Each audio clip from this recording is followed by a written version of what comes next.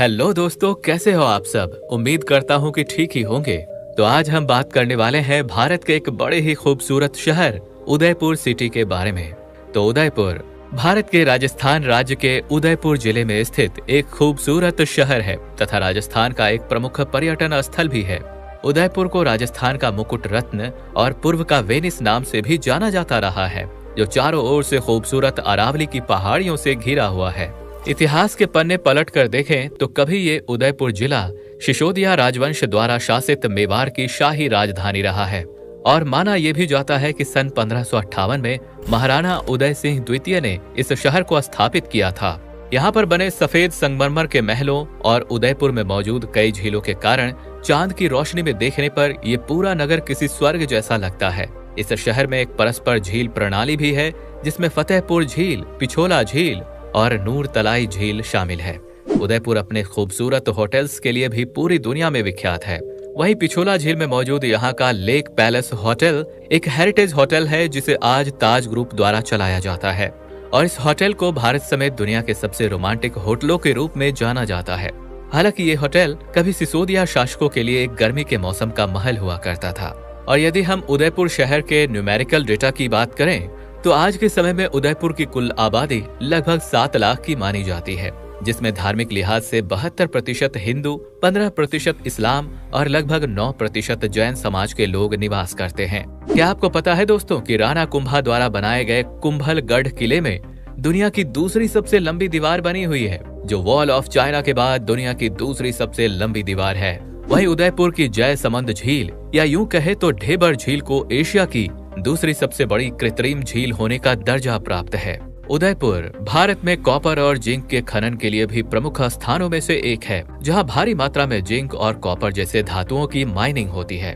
अथवा वर्तमान समय में उदयपुर शहर की मुख्य अर्थव्यवस्था पर्यटन, खनिज और हस्तशिल्प उद्योग पर निर्भर करती है।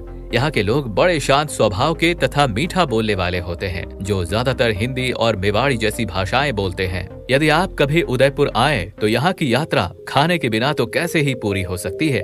इसलिए आप यहाँ का दाल बाटी चूरमा, राजस्थानी थाली, गट्टे की सब्जी और नारंगी जलेबी जैसी कई व्यंजन स्वाद बखूबी चख सकते हैं।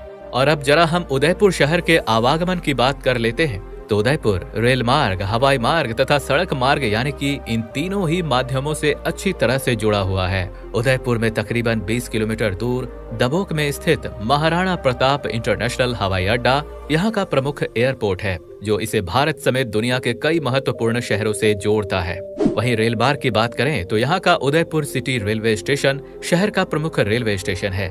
इस रेलवे स्टेशन में कुल 5 बड़े प्लेटफॉर्म मौजूद हैं तथा ये अहमदाबाद उदयपुर मेन लाइन पर स्थित है। और आइए अब आखिर में जान लेते हैं उदयपुर जिले में घूमने फिरने योग्य कुछ मुख्य पर्यटन स्थलों के बारे में।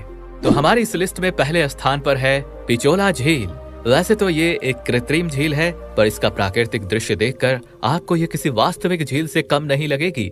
यहाँ संध्या के समय नाव की सवारी किए बिना आपकी ये यात्रा अधूरी है, क्योंकि सवारी से आपको उदयपुर नगर का एक अनोखा नजारा देखने को मिलेगा।